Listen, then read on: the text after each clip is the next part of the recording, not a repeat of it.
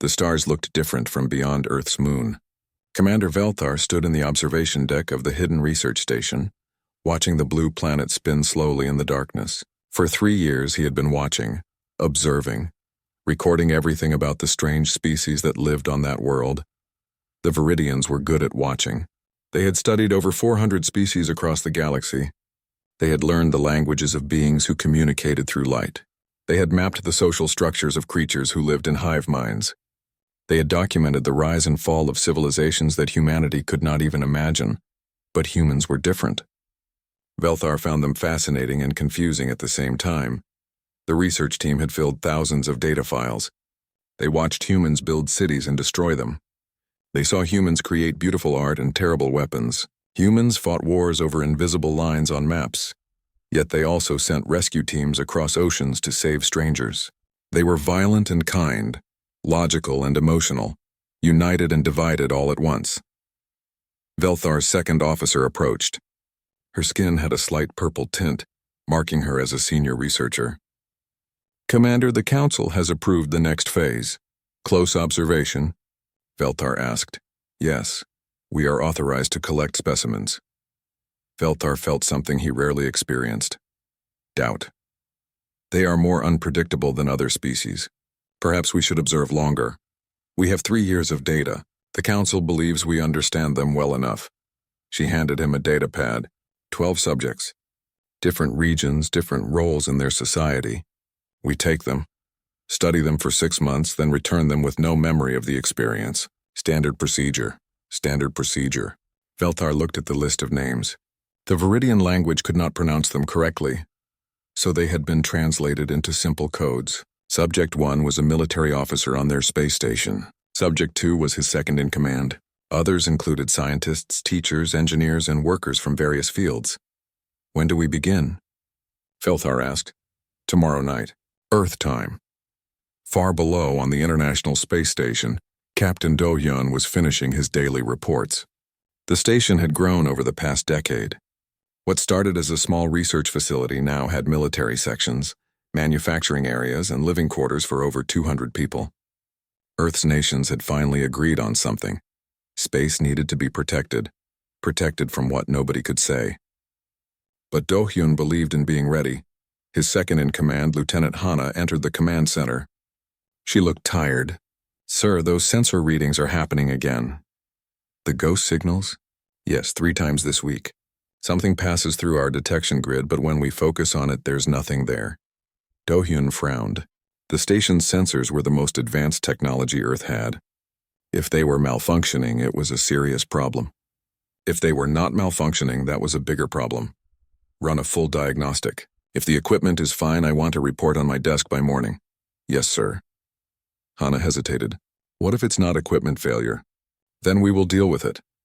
Do-hyun kept his voice calm, but his mind was already moving through possibilities. Unknown aircraft? A new type of satellite? Something else?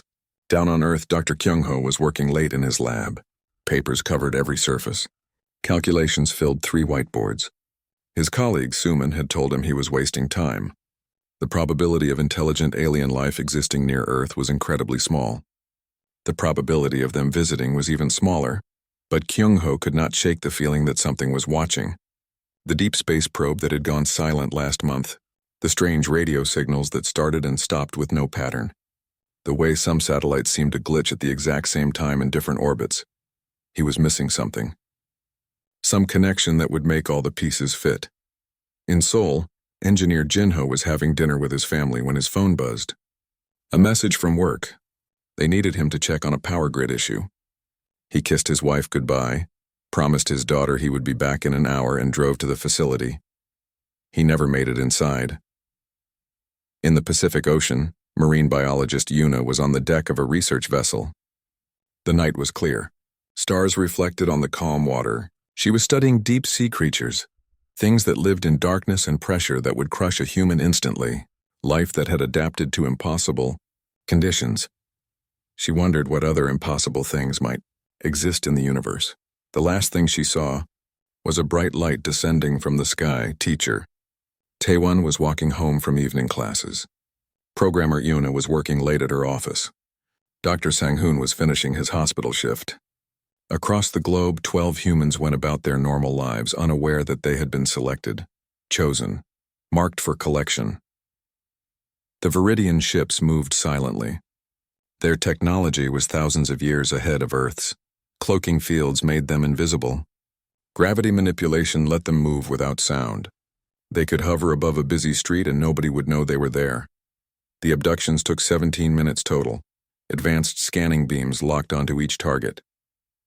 Transport fields surrounded them. One moment they were on Earth, breathing familiar air, standing on solid ground. The next moment they were somewhere else. Somewhere cold and bright and wrong. Velthar watched as the 12 humans materialized in the holding cells. They looked confused. Some were scared.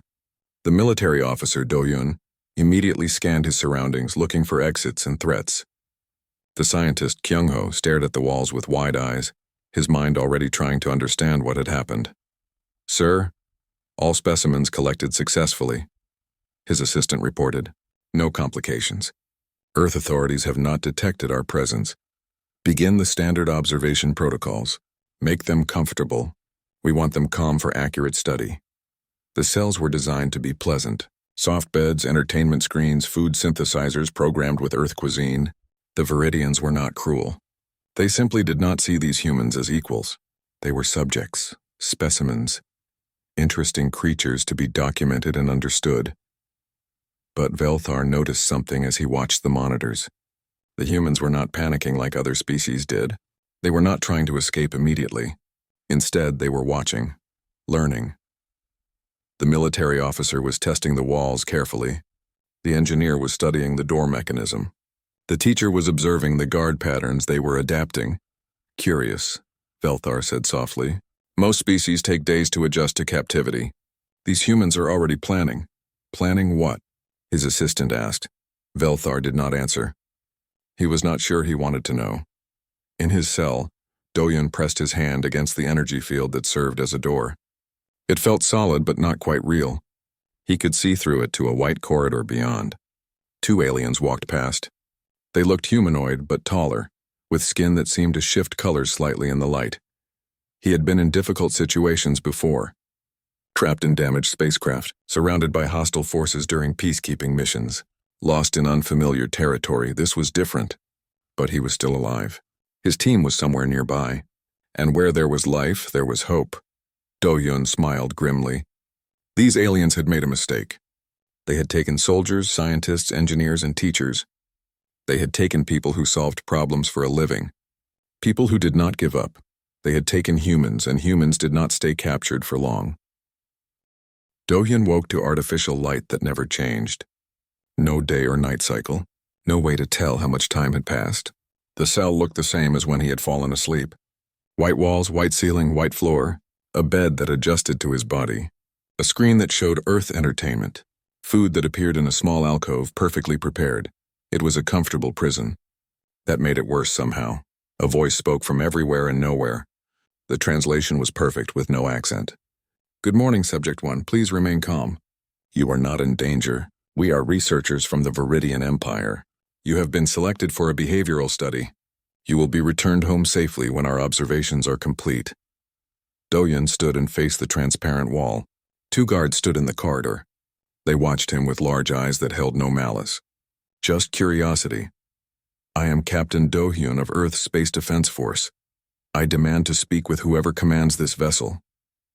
The guards looked at each other. One made a note on a floating data pad. Neither spoke to him. "I know you can understand me," Do-Hyun said.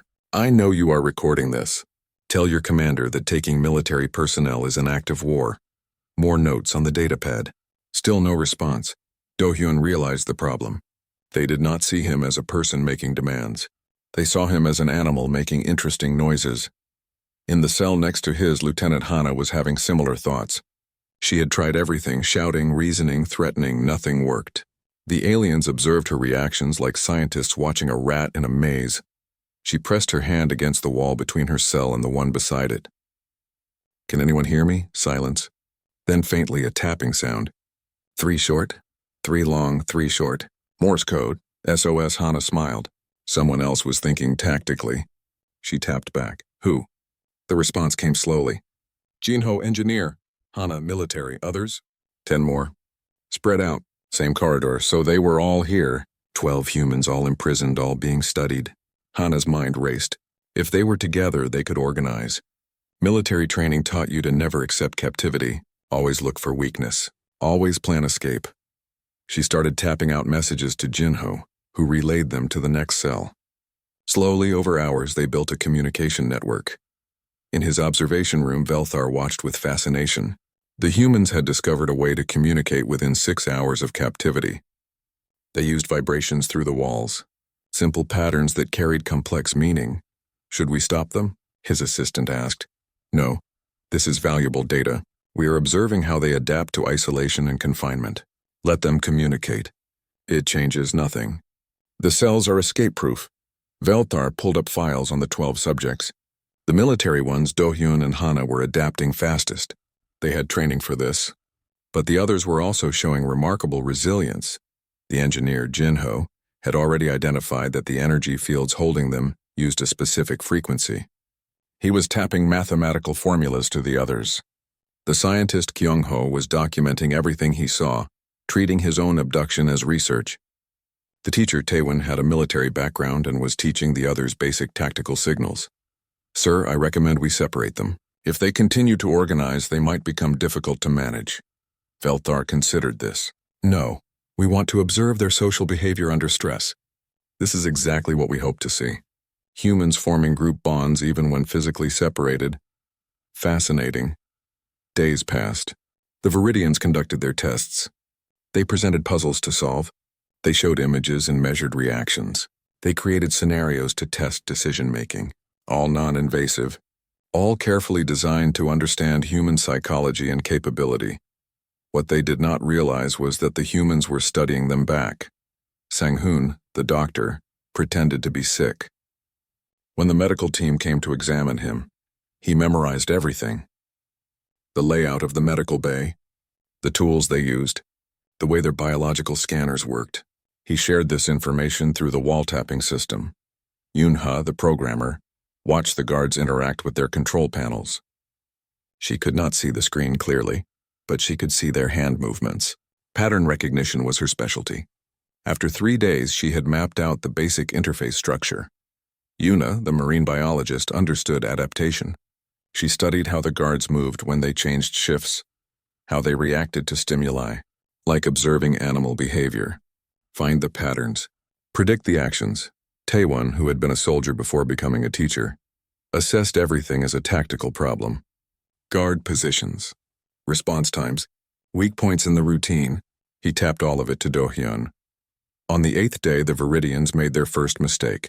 They allowed the humans to see each other. It was meant to be a social interaction test. How would isolated humans react to seeing their own kind again? Would they bond? Would they compete? The Viridians moved all 12 humans into a large common area.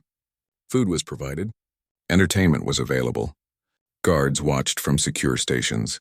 The humans saw each other for the first time since capture. And in that moment, they became a unit. Do-hyun took charge immediately. He was the ranking military officer. Everyone understood chain of command. Do not discuss escape plans. They are listening to everything. Act normal. Get to know each other. We have time. They ate together, talked about Earth, shared stories about their families. The Viridians recorded everything, pleased that their test subjects were socializing well. But underneath the conversations, hands moved in sign language. Eyes met with shared understanding. They were counting guards, noting exit locations, memorizing faces and patterns. Jinho sat next to Yoon-ha. To the observers, they were just two people talking about Earth technology. In reality, Jinho was explaining the energy field frequency he had calculated, and Yuna was describing the control panel interface. If I can get 3 seconds without power to the field, Jinho signed while speaking about Seoul's subway system, we can slip through. I can trigger a diagnostic cycle, Yoon-ha signed back while discussing computer programming. 20-second delay between fields dropping and alarms activating. Across the room, Hana was talking to Taewon about Earth sports. Her hands were signing tactical positions. He nodded, discussing football while understanding assault patterns. Sang-hoon joined them, talking about medical advances. His signs described the medical bay layout and the location of sedatives that could be weaponized. Yuna discussed ocean conservation while signing guard rotation schedules. Kyung-ho talked about space exploration while signing technical specifications he had observed about the ship's structure. They had 2 hours in the common area. When the Viridians returned them to individual cells, they had a complete plan. It would require perfect timing. It would require everyone playing their part. It would require the Viridians to make one more mistake. Humans were very good at waiting for mistakes. Velthar reviewed the social interaction data with satisfaction. Excellent results. The humans bonded quickly and showed no aggression toward each other. They adapted to a multi-ethnic group with no conflict. Their species' capacity for cooperation is remarkable. Should we do another social session tomorrow? His assistant asked. No. We have sufficient data on that behavior. Return to individual testing. We still need to understand their problem-solving capabilities under pressure. In his cell, Do-hyun lay on his bed staring at the ceiling. The plan was simple, brutal, risky. Everything military plans should be. They would wait for the next shift change. Jinho would disable his cell's field. Taewon would go first, taking the nearest guard station. They would have exactly 90 seconds to arm themselves and release the others before station security responded. After that, it would be chaos. But chaos was something humans understood well. Do-hyun closed his eyes and thought about his sister, Hyejin. She worked in signals intelligence. If anyone could figure out what happened to the ISS crew, it would be her. Earth would be looking. They just needed to survive long enough to be found. The Viridians thought they were studying a primitive species. They thought humans were interesting subjects for behavioral research.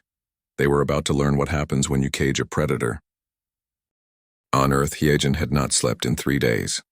The coffee on her desk had gone cold hours ago. Around her, screens showed data streams, satellite feeds, and analysis reports. Her brother was missing. So were 11 other people from around the world. All at the same time, the official story was accidents, separate, unrelated accidents. But Hyejin knew that was impossible. The probability was too small. Something had taken them. She had reviewed the ISS footage 100 times. There was a gap. 5 seconds where the sensors recorded nothing. But the timestamp jumped. 5 seconds that did not exist. Something had deleted those moments. Major Hyejin, you should rest. Her assistant stood in the doorway, concerned. Not yet. Send this analysis to General Youngman. Tell him I need to speak with him immediately. General Youngman commanded Earth's Space Defense Initiative. He was old enough to have fought in 3 different conflicts and smart enough to believe in preparing for threats nobody else took seriously. When Hyejin's report reached his desk, he read it twice. Then he made a call that activated every defense protocol Earth had. Get me everything.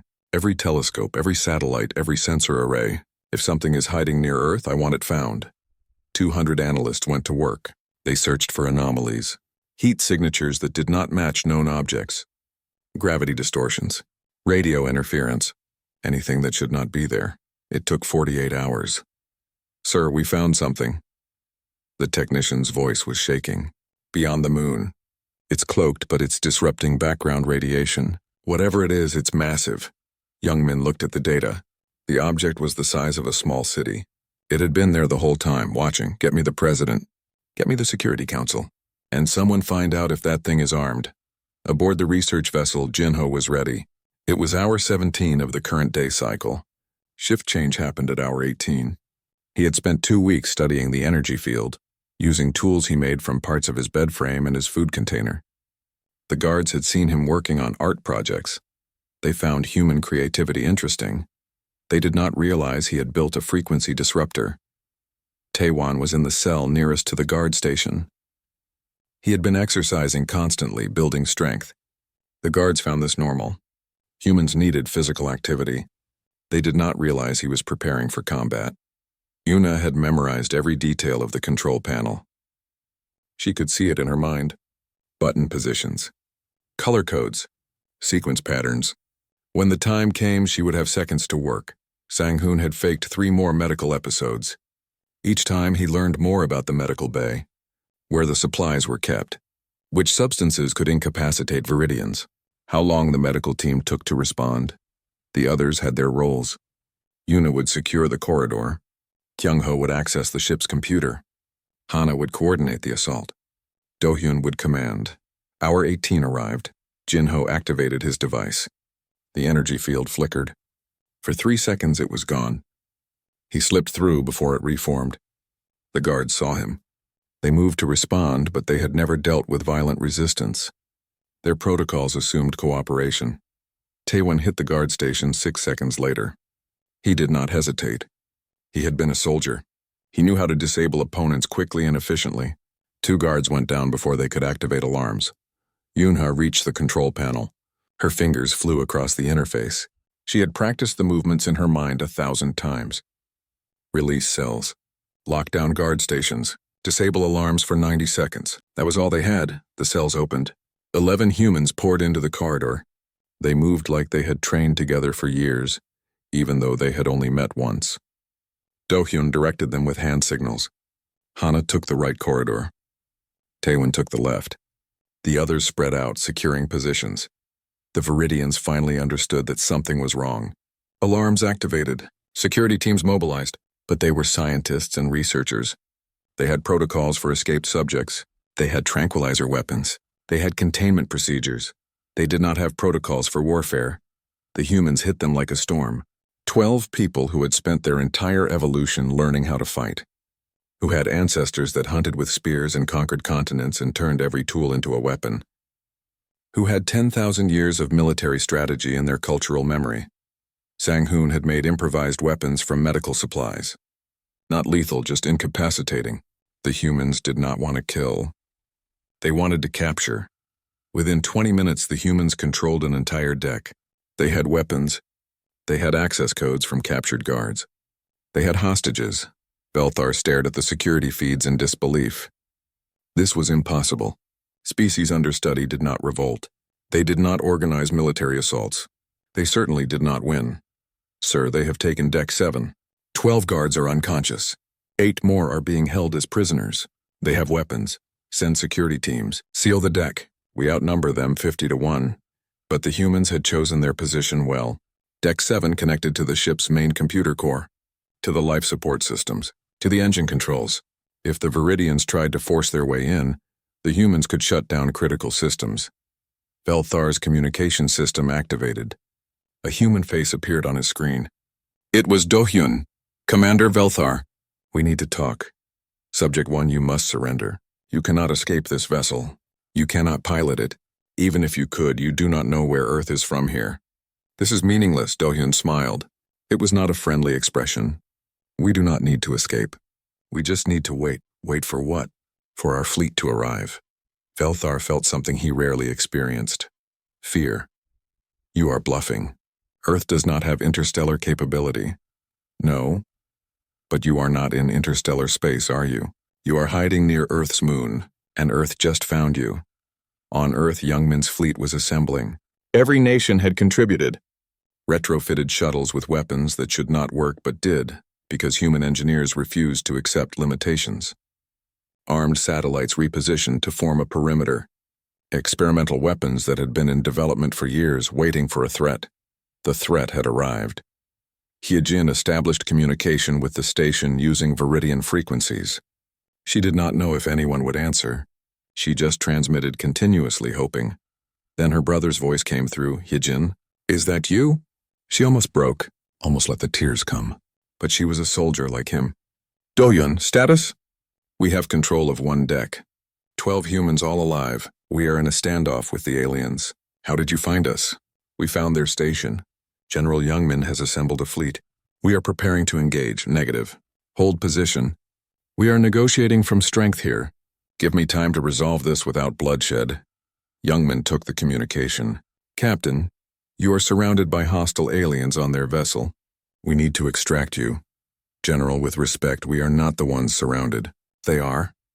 Do-hyun glanced at his screen, showing Velthar's increasingly worried expression. These aliens have been studying species for centuries. They have never met violent resistance, but they are not stupid. They will negotiate once they understand the situation. Do-hyun turned back to Velthar. Your station is surrounded by Earth's fleet. Your research vessel is partially controlled by hostile humans. You have 2 options. Negotiate or see what happens when you make humanity angry. Velthar accessed his station's sensors. He saw the Earthships gathering, primitive vessels by Viridian standards, but armed and clearly willing to fight. He calculated the probabilities. Even if he destroyed the Earth fleet, the humans aboard his ship could sabotage critical systems. Even if he retook his ship, Earth would remember. They would prepare. They would become enemies. The Viridian Empire had rules about creating enemies. It was better to have allies. What do you want? Velthar asked. First, acknowledge that what you did was wrong. We are not subjects. We are not specimens. We are a sovereign species. Acknowledged. Second, you will share all surveillance data you collected. No more watching us in secret. That will require council approval. Then get it. Third, you will open diplomatic relations with Earth. Formal, official, equal. Velthar was silent for a long moment. Then he made a decision that changed everything. Agreed. The standoff ended not with weapons but with words. The Viridians returned the 12 humans to the ISS. They provided compensation. They issued a formal apology. And they sent a diplomatic delegation to Earth. When Do-hyun stepped back onto the ISS, Hana was right behind him. They had been gone for 3 weeks. It felt like years. Hyejin was waiting. She hugged her brother, breaking protocol. Nobody complained. You did it, she said. We all did. 12 humans against an alien empire. And we won. Kyung-ho was already talking to the Viridian scientists discussing technology exchange. Jin-ho and Yuna were being recruited to help reverse engineer alien systems. Yuna was planning research cooperation. Sang-hoon was discussing medical knowledge sharing. Earth had made first contact. Not as victims. Not as subjects, as equals. The diplomatic meeting took place on neutral ground. Or rather, neutral space. The ISS had been expanded rapidly over 3 weeks. New modules. Better defenses. Meeting rooms designed for both human and Viridian comfort. Earth had prepared for this moment with focused intensity. General Youngman sat at the head of the human delegation. Beside him were Do-hyun, Hyejin, and representatives from every major nation. Across from them sat Commander Velthar and the Viridian Diplomatic Corps. Between them was a table and 3 weeks of tension. Let us begin, Youngman said. His voice was calm, but his eyes were hard. You abducted 12 of our people. You violated our sovereignty. You treated sentient beings as laboratory animals. The only reason we are talking instead of fighting is because you agreed to make this right. The lead Viridian diplomat, a tall being with silver-tinged skin, nodded slowly. We acknowledge our error. The Viridian Empire has protocols for first contact. We did not follow them. We treated your species as if you were presentient. This was wrong. Why? Kyung-ho asked. He was there as Earth's chief xenoscience advisor.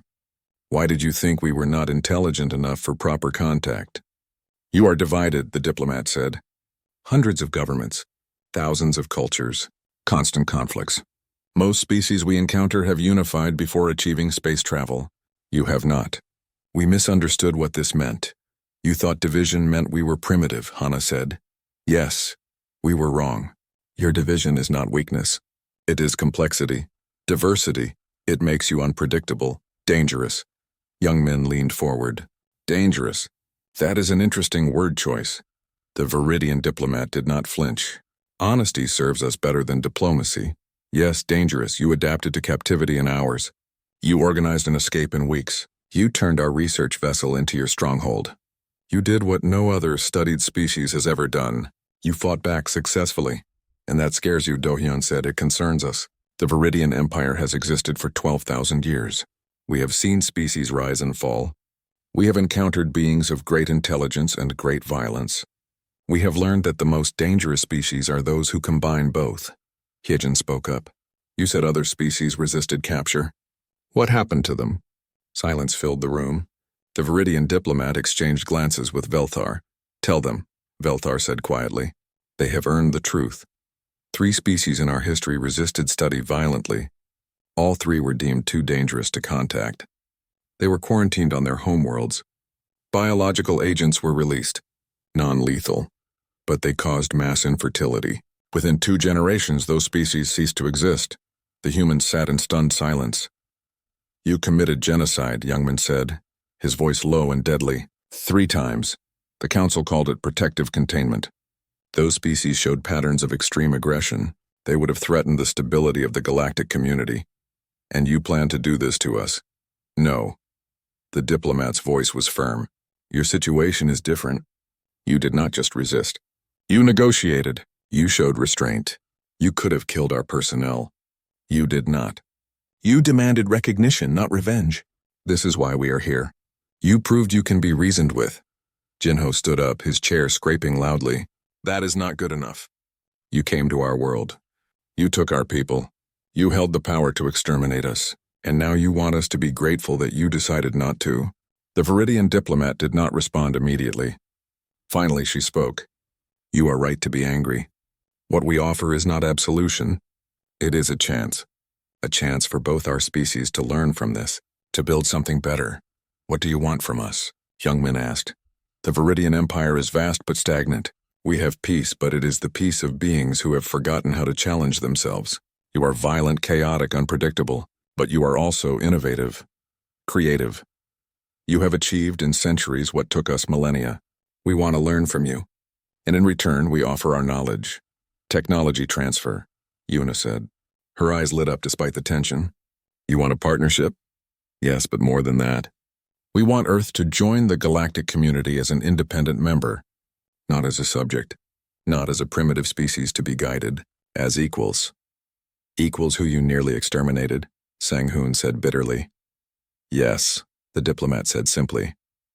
We cannot change what we did. We can only offer restitution and hope you will accept it. The meeting continued for hours. Terms were discussed. Boundaries were set.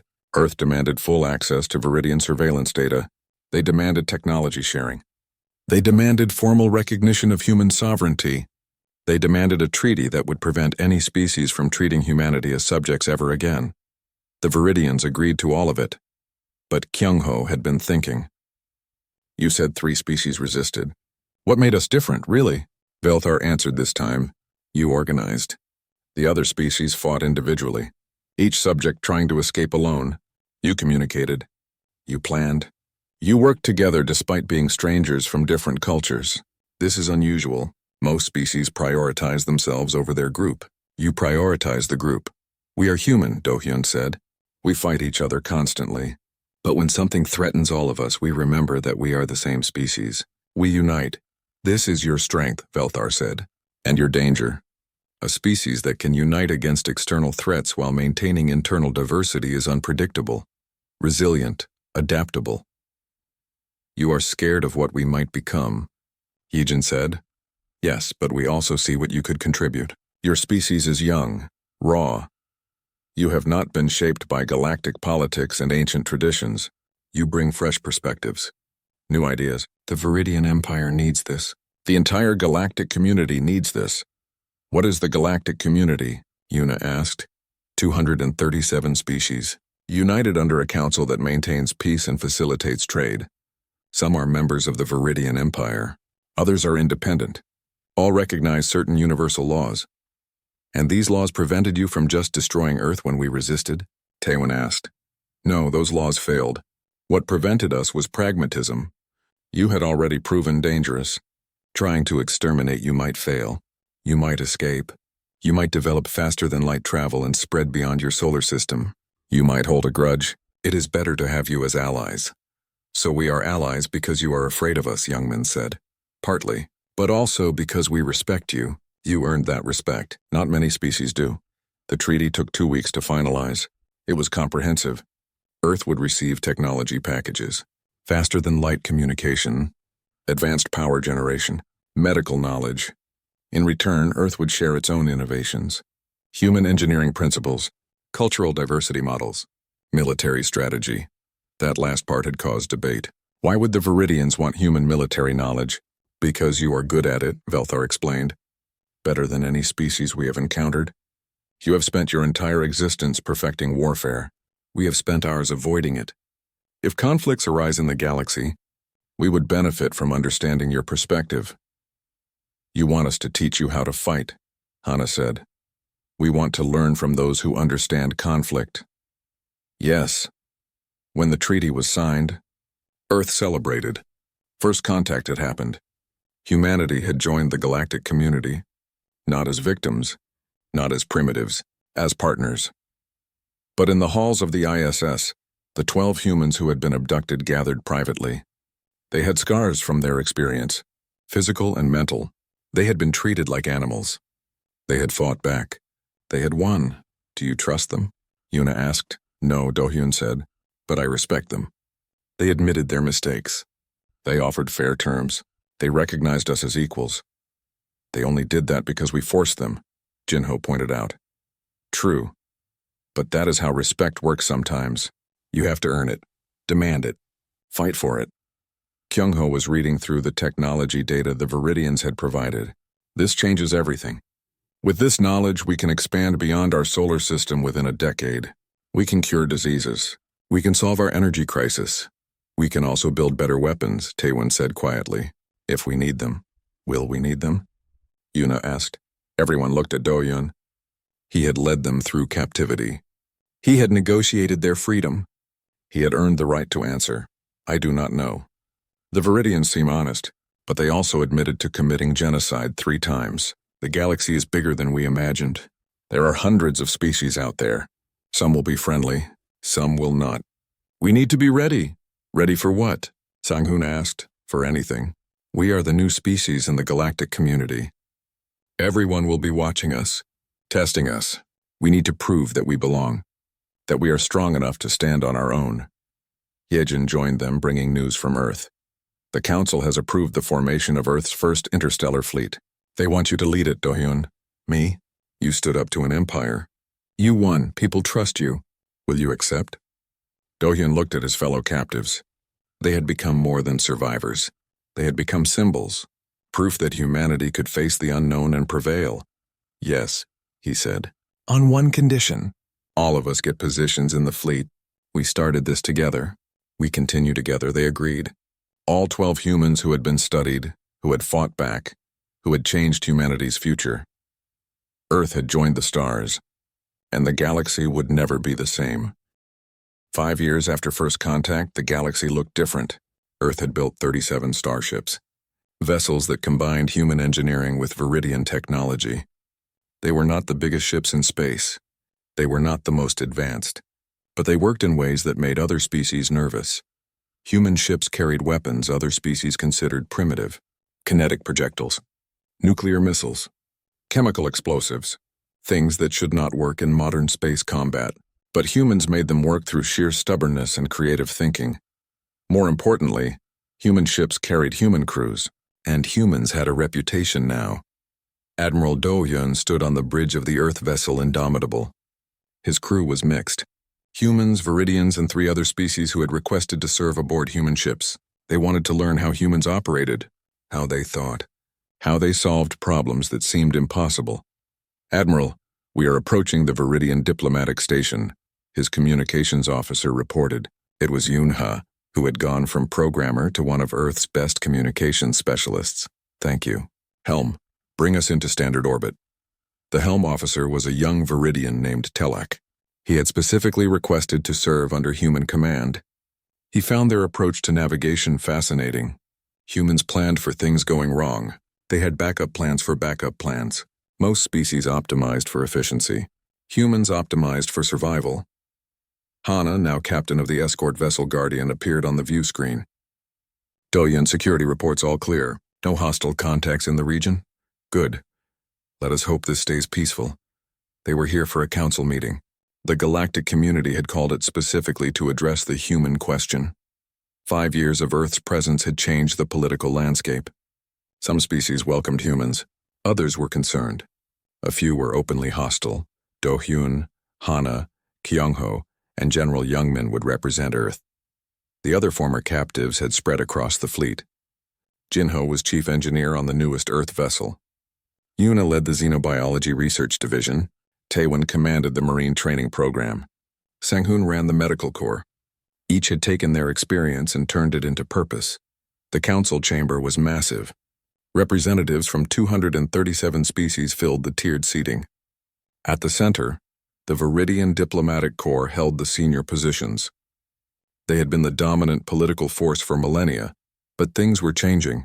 A species called the Thrain had called this meeting. They were reptilian, ancient, and powerful. Their representative, a scarred warrior named Kreth, spoke first. This council must address the threat posed by humanity. In 5 years, they have built a military fleet. They have established colonies on 12 worlds. They have inserted themselves into every major trade route. They are expanding aggressively. Youngman stood to respond. His hair had gone more gray in 5 years, but his voice was still strong. We are expanding because we were confined to one planet for our entire existence. We have much to catch up on, and our colonies are on uninhabited worlds. We have taken nothing from anyone. Yet, Kreth said, your species has a history of conquest, of taking what you want through force. We have studied your records, your wars, your genocides, your endless conflicts. You are right, Youngman admitted. We have a violent history. We do not hide this, but we also have a history of learning, of changing, of building peace from conflict. Words, Kreth hissed. The Viridians gave you technology. You turned it into weapons. You militarized faster than any species in recorded history. Dohyun stood. Because we learned what happens to species who are not prepared. The Viridians taught us that lesson when they abducted our people. We will not be victims again. Murmurs spread through the chamber. Many species did not know the full story of first contact. The Viridians had been discreet about their failure. Velthar stood. He had become Earth's strongest advocate in the council. Ambassador Kreth raises valid concerns, but he ignores context. Humanity did not militarize out of aggression. They militarized out of fear. We gave them that fear. We showed them the galaxy was dangerous. They responded rationally. You defend them because they humiliated you, another representative said. This was a Quellan, an insectoid species known for their logic. They defeated your research team, captured your vessel. You gained respect for them through defeat. Yes, Velthar said simply, and in doing so I learned something valuable. Humanity is dangerous, but not in the way you think. They are dangerous because they do not accept the limitations we place on them. They see a problem and they solve it. They see a rule that does not make sense and they question it. They are chaos in a galaxy that has become too ordered. Chaos is not a virtue, Kreth said. It is when the order is stagnant, Velthar replied. The galactic community has not had a new idea in 3,000 years. We trade, we maintain peace. We follow protocols established before most of your species achieved spaceflight. Humans have been here 5 years and they have already proposed 17 major changes to council procedures. 14 have been adopted because they were better than what we had. Kyungho stood. We do not want to conquer anyone. We do not want to overthrow the council. We want to participate, to contribute, to learn and to teach. Yes, we build weapons. So does everyone here. Yes, we expand quickly. We have a lot of ground to cover. But we have not attacked anyone. We have not taken territory that was claimed. We have followed galactic law. You follow the laws you agree with, the Quellan representative said. You have already challenged 3 council rulings. You ignore protocols you find inefficient. You act independently when you should seek approval. Because some of your protocols are thousands of years old, Hana said, joining the humans at the podium. They were written for a different galaxy. Times change. Rules should change with them. This is exactly what concerns us, Kreth said. You have been here 5 years and you already think you can rewrite our society. No, Dohyun said firmly. We think we can improve it. There is a difference. We respect what you have built. 237 species living in peace. That is remarkable. But peace should not mean stagnation. Growth should not mean aggression. We can have both. The debate continued for hours. Some species supported Earth's position. Others remained skeptical. The Viridians stayed mostly neutral, allowing humans to defend themselves. Finally, the council called for a vote. The question was simple. Should humanity's expansion be limited by council oversight? If yes, Earth would need approval for every colony, every trade agreement, every military vessel. They would be a supervised species. Children in galactic terms. If no, Earth would have the same freedoms as any other council member. Full independence, full responsibility. The vote was close, but it passed. Earth would remain free. Kreth approached Dohyun after the session. You won today, but understand this, human. We are watching. One mistake, one act of aggression, one broken treaty, and this council will respond. I understand, Dohyun said, and you should understand this. We do not want war, But we will not accept being treated as lesser. We earned our place here. We will defend it. Kreth studied him for a long moment. Then surprisingly he laughed. It was a harsh, rasping sound. You are honest. I appreciate that. Most species lie about their capabilities, pretend to be peaceful while preparing for war. You admit you are dangerous. This is refreshing. We learned that honesty from the Viridians. They admitted their mistakes. We respect that. We try to follow their example. Perhaps you are not what I feared, Kreth said. Perhaps you are what the galaxy needs. Or perhaps you will be our downfall. Time will tell. Back on the Indomitable, the crew celebrated. They had survived political combat. It was different from military combat, but just as important. Hyejin contacted from Earth. You did well, brother. The council session was broadcast across the planet. People are proud. How are things at home? Complicated. We have 17 new political parties. Everyone has opinions about galactic policy. It is chaos, Doyun smiled. Sounds like humanity. It is. But we are managing. The new colonies are thriving. Trade is booming.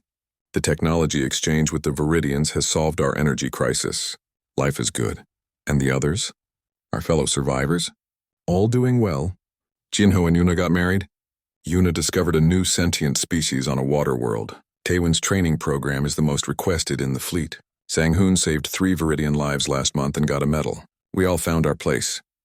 After the call ended, Do-hyun stood looking at the stars. So many worlds out there. So many species. So many opportunities and threats. Velthar joined him. They had become unlikely friends. The commander who had abducted humans and the captain who had fought back. What do you think the future holds? Velthar asked. Conflict, Do-hyun said. Not war necessarily, but disagreements. Humans will keep pushing boundaries. Some species will push back. We will argue and debate and occasionally threaten each other, but we will not go back to being isolated. We will not accept being supervised. And if another species tries what we did, abduct your people? Study you as specimens? Do-hyun's expression hardened. Then they will learn what you learned. Humans do not accept captivity. We do not submit. We fight back, always. Good, Velthar said. The galaxy needs species who fight back. It keeps us honest.